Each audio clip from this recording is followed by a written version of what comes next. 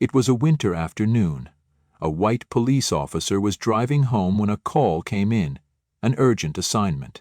What he found stopped him in his tracks. 6 young black girls huddled together in an abandoned house, cold, frightened, and alone. Without a moment's hesitation, he chose to adopt them all. That single act of kindness, seen by some as reckless, would go on to write a brighter future.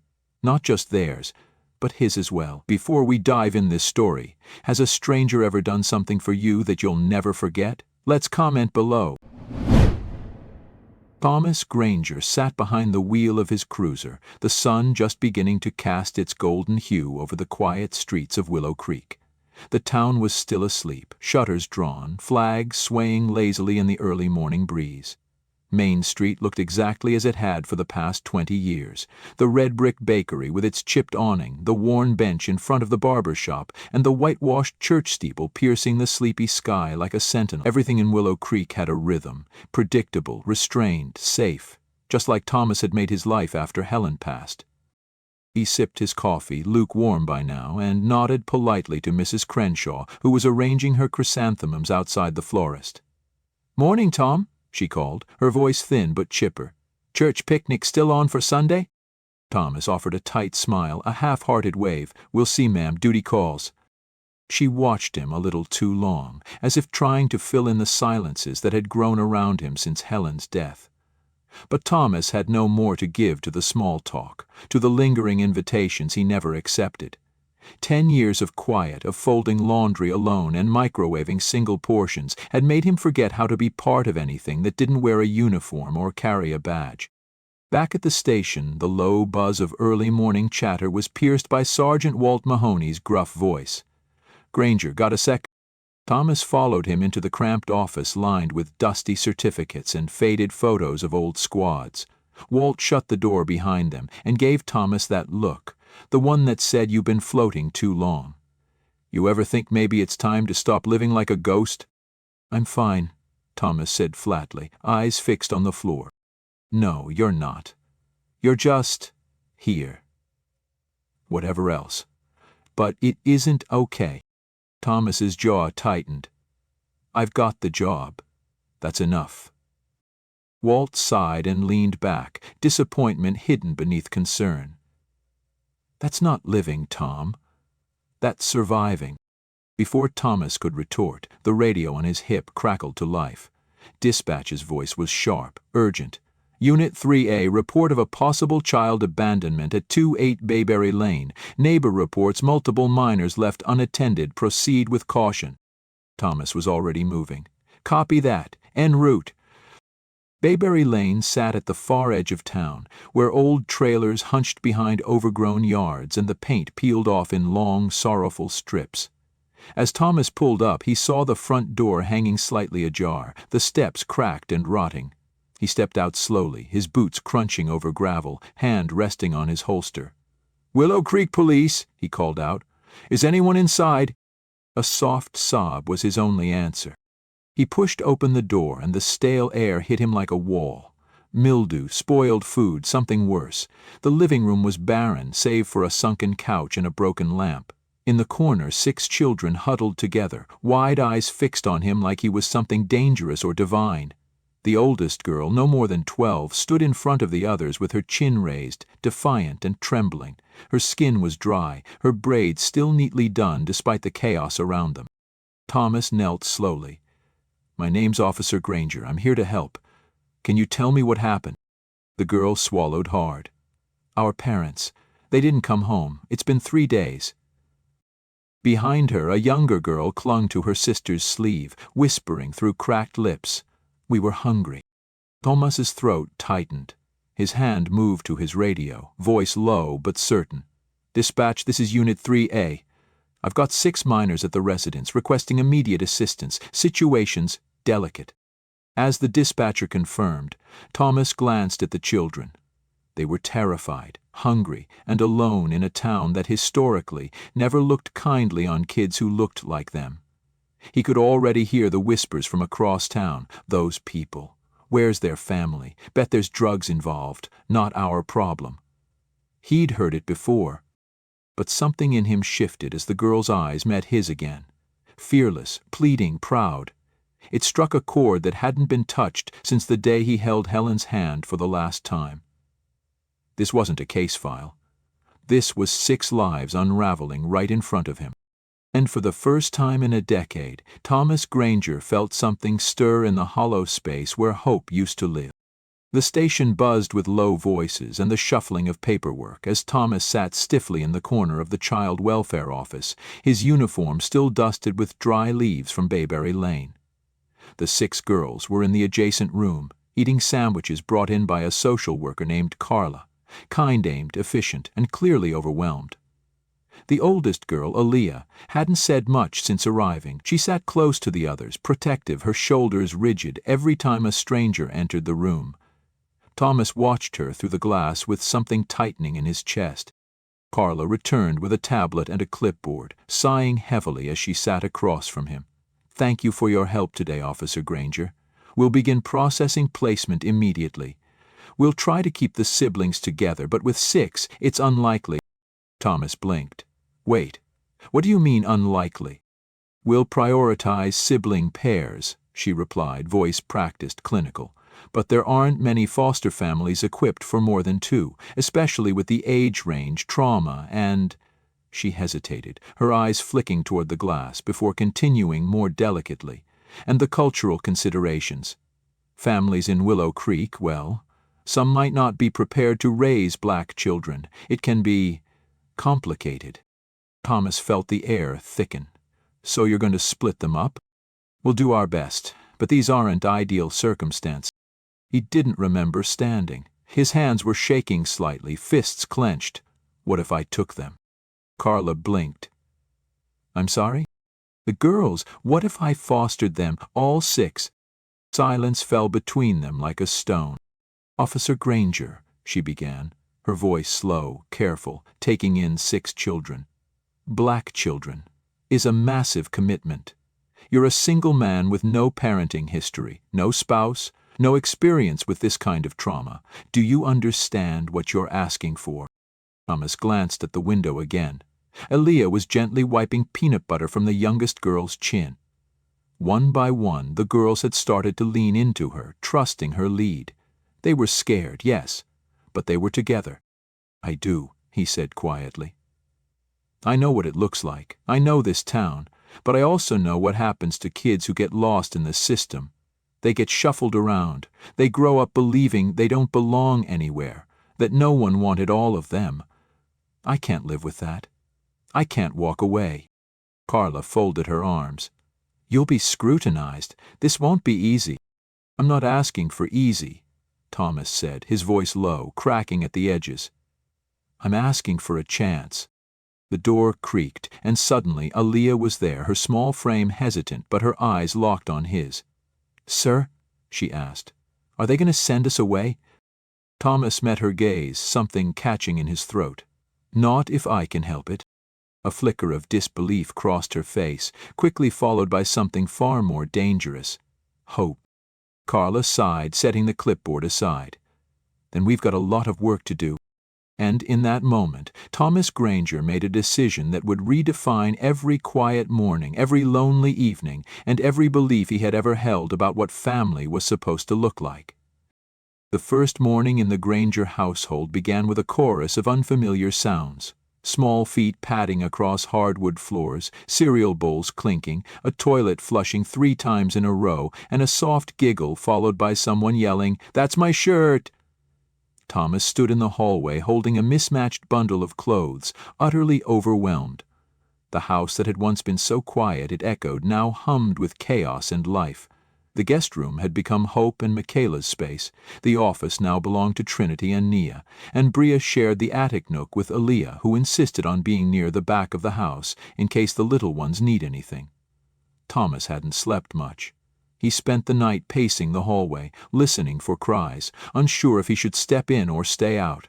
At 5:32 a.m. he gave up and started making pancakes from a boxed mix that expired last spring. Downstairs, the girls sat cautiously at the table, watching him fumble with syrup and burnt batter. "We usually had grits," Nia murmured. Thomas froze, then nodded. "Right. I'll learn." He placed a crooked pancake on Hope's plate, who stared at it, then looked up at him and whispered, "It's okay, Mr. Granger. We can teach you." He wanted to thank her, but the words caught behind the knot in his throat. The next battle was hair. Later that morning, as Thomas knelt behind Hope with a brush in one hand and a YouTube tutorial in the other, he realized something deeply humbling. There were entire worlds within these girls that he had never touched. The thick coils of Hope's curls resisted him at every pass, and she winced more than once. "I'm sorry," he muttered. "I'm trying." Hope reached up and gently patted his wrist. "You don't have to be good yet. Just don't give up." Outside the house, things weren't as tender. Neighbors stared longer than usual. Mrs. Callahan, who once brought Helen casseroles during chemo, now stood behind her storm door, lips pursed as Thomas loaded the girls into the SUV. At the grocery store, a clerk paused mid-scan and said far too loudly, "Are they all yours?" Thomas met her gaze squarely. "Yes, they are." He didn't have the vocabulary to name what was happening, but he felt it, the difference, the sideways glances, the whispered remarks barely disguised as small talk. Willow Creek wasn't used to this kind of family, wasn't used to him like this. Back home, the girls grew more comfortable. Bria hung drawings all over the fridge, bright, swirling scenes of houses with big trees and smiling people. Trinity rearranged the bookshelves by height and genre. Michaela started dance routines in the hallway, announcing, "This is the stage, Daddy. Don't step on it." He didn't correct her use of Daddy. He couldn't. But the weight of being their anchor pressed heavily. Each bedtime was a minefield of questions. Will we stay? Do we still have to call you sir? When's the next meeting with the lady who smells like peppermint? He answered as honestly as he could. "I'm learning. But I'm not going anywhere, that much I know." One night, after everyone had finally fallen asleep, Thomas stood in the hallway, the soft hum of 6 different dreams behind 6 different doors. He touched the frame of a picture Helen had painted years ago, a watercolor of their porch swing, sunlit and empty. He whispered to it, as if she could still hear, "I hope this is what you meant when you said we were meant to have a full house." And for the first time in years, the house felt not haunted, but inhabited. Not quiet, but alive. The beginning wasn't perfect, but it was real. And for Thomas Granger, that was enough. The trouble started quietly, like most things in Willow Creek. Trinity came home from school one afternoon, her backpack hanging off one shoulder, eyes shadowed, voice small. "I don't want to go back tomorrow," she mumbled, brushing past Thomas before he could ask why. He let her go, for the moment. But a pit opened in his stomach. 2 days later, he was called into the principal's office. Mrs. Daly, the kind who wore tight smiles and pearl earrings like armor, folded her hands as Thomas entered. Trinity sat in a chair across from her, arms crossed, tears dried in angry streaks on her cheeks. "There was an incident," Mrs. Daly began, "a playground altercation. Trinity pushed a boy." Thomas turned to Trinity. "Is that true?" She nodded. "He called me orphan hair and said my dad was probably just trying to look good for TV." Silence thickened the air. Thomas looked at Mrs. Daly. "And what happened to him?" "We spoke to him. His parents are involved now, but violence—" "She defended herself," Thomas said, his voice sharper than usual. "You think this is about playground etiquette? It's about a child being told she doesn't belong in her own family." Mrs. Daly blinked. "Let's stay calm." "No," Thomas said, standing, his presence suddenly filling the room. "You don't get to ask calm from me when you've let a little black girl be told that her identity is a costume." Trinity's eyes widened slightly, the faintest flicker of something behind them. Validation. Back home, the tension spilled over. Aaliyah slammed a textbook on the table that night. "We knew it would happen," she said. "We knew people would think we don't belong here, that we're not your real daughters." Michaela piped up from the corner. "Are we?" The question was innocent, but it hit Thomas like a punch to the chest. He sat down slowly, his shoulders heavy. I know I don't look like your father. I know some people out there won't see us as a real family, but I do. I see you. I love you. I chose you." Aaliyah's voice cracked. "Love isn't always enough." "No," Thomas said, "it isn't. That's why I'm going to do more than love you. I'm going to fight for you. I'm going to learn. I'm going to mess up, but I will not let this world convince you that your identity is something to be erased or explained." The house fell quiet, and for a long moment, no one spoke.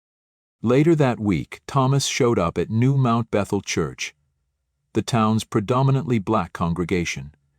He stood in the back, awkward and out of place, as gospel music rose like fire through the sanctuary. When the service ended, a woman in a purple hat approached him. "Officer Granger," she said, her eyes unreadable.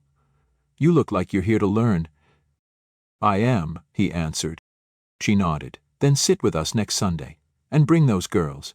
They need roots as much as they need rules." That Sunday the girls wore their best, braided and nervous. They held Thomas's hands as they entered, every eye turning toward them. But by the end of the service they were clapping along, smiling, embraced. That evening, as they sat on the porch swing watching the sun dip behind the trees, Trinity leaned against Thomas and whispered, "I'm glad you didn't give up." He looked at her, heart full. "I never will." It started with fatigue, a kind of bone-deep exhaustion Thomas couldn't shake, even after 10 hours of sleep. He blamed the stress.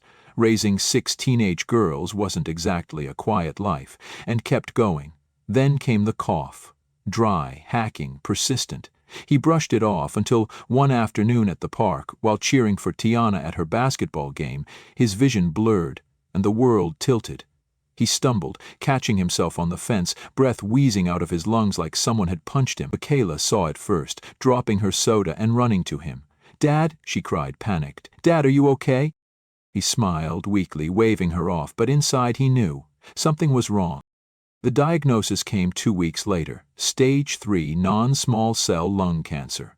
The kind of news that strips the air from a room.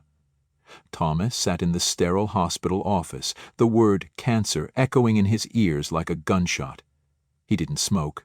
He exercised when he could. He had plans. He had 6 daughters who still needed him, who depended on him. Dr. Lanning's voice was gentle but firm. "We'll start treatment immediately. Chemo, radiation. You'll need support. Support." The word rattled around his brain like broken glass. He didn't want to tell them. He didn't want to watch Aaliyah's eyes fill with fear, or Bria's hands shake, or Trinity shut down completely. But he couldn't hide it forever. He told them on a Sunday night. The dinner table was quiet. Spaghetti and meatballs sat untouched.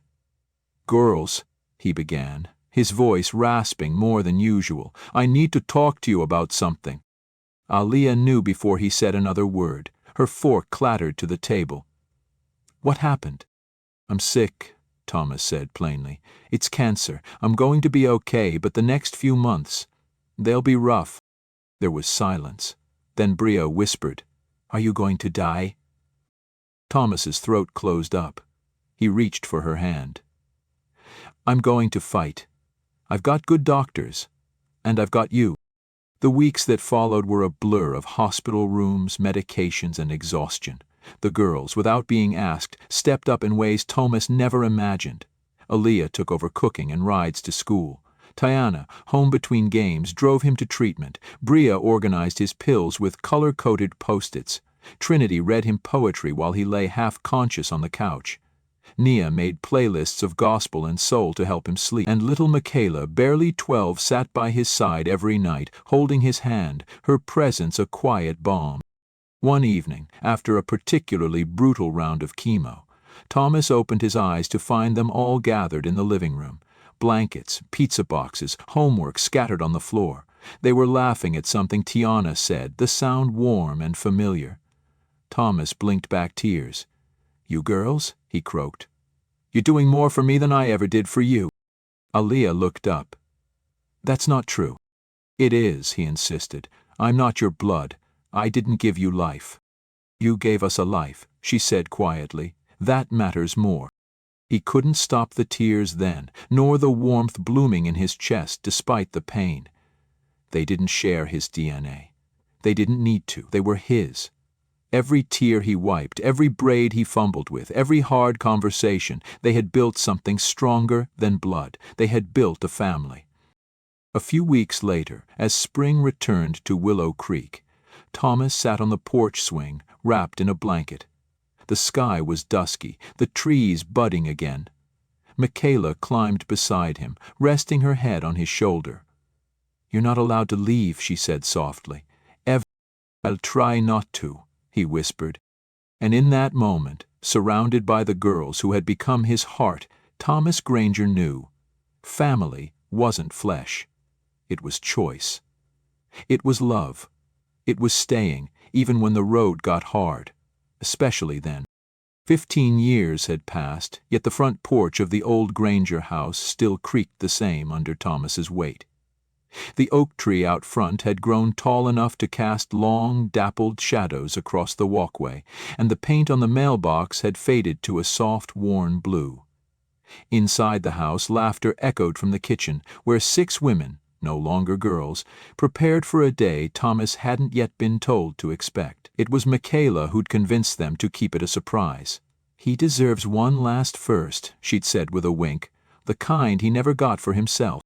The sun had barely crested over Willow Creek when Bria slipped onto the porch, her sketchbook hugged tight to her chest.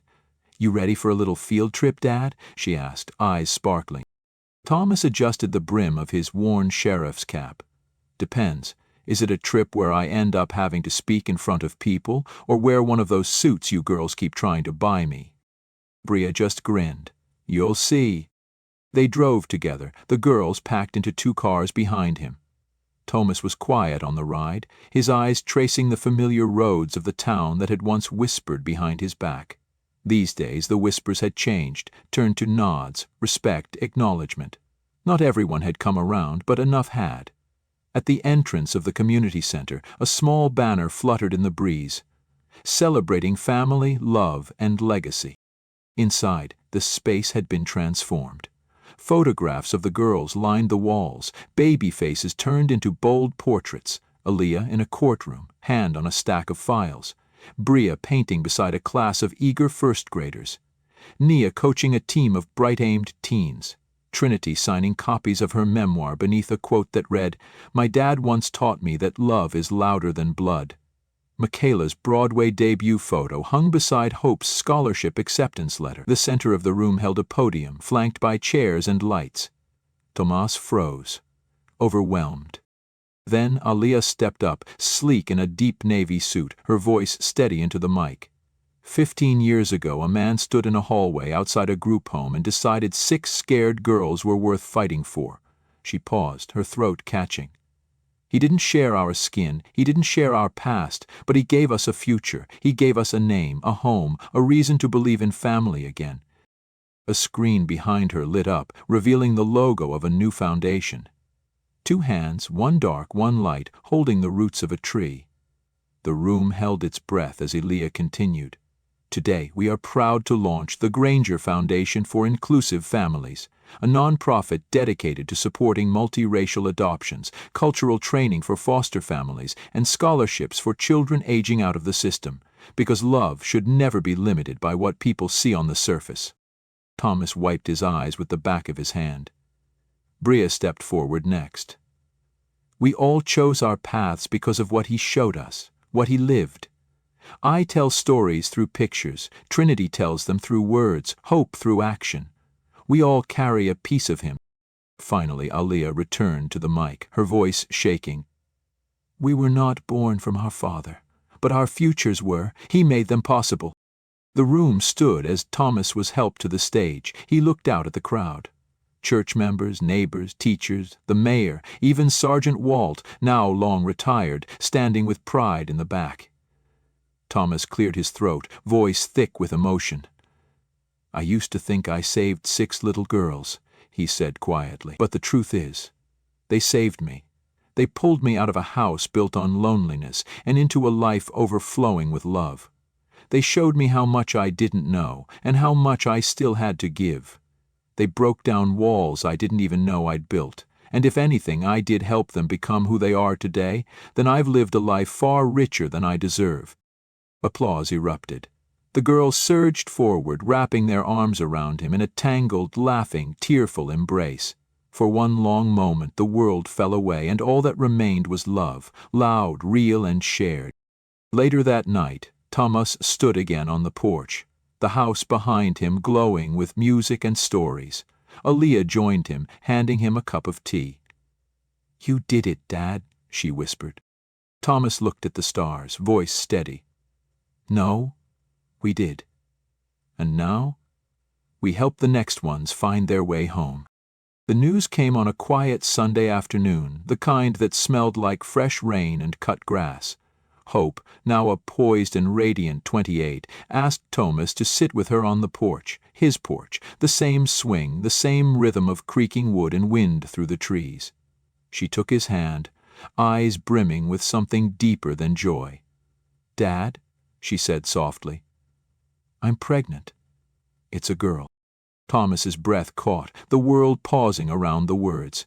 He looked at her, this woman who once clung to his leg in the grocery store because she was too shy to speak, now glowing with life and strength. That's beautiful, Hope," he whispered. Hope smiled and then leaned closer, her voice trembling. "We want to name her Helen, after Mom, after the woman who built this porch with you and dreamed of a full house."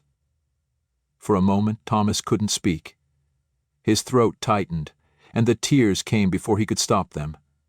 He nodded slowly, pulling Hope into a fierce embrace, holding on not just to her, but to every second that had led them here. "She would have loved that," he murmured, "so much." Months passed, and when little Helen finally came into the world, the entire family gathered again. No longer 6 daughters, but 6 women with partners, careers, stories of their own. Trinity flew in from a book tour, Aaliyah cleared her trial schedule, Briah painted a mural in the nursery, Nia brought a tiny jersey with Coach's favorite stitched on the back. Michaela wrote and performed a lullaby so soft it made everyone cry.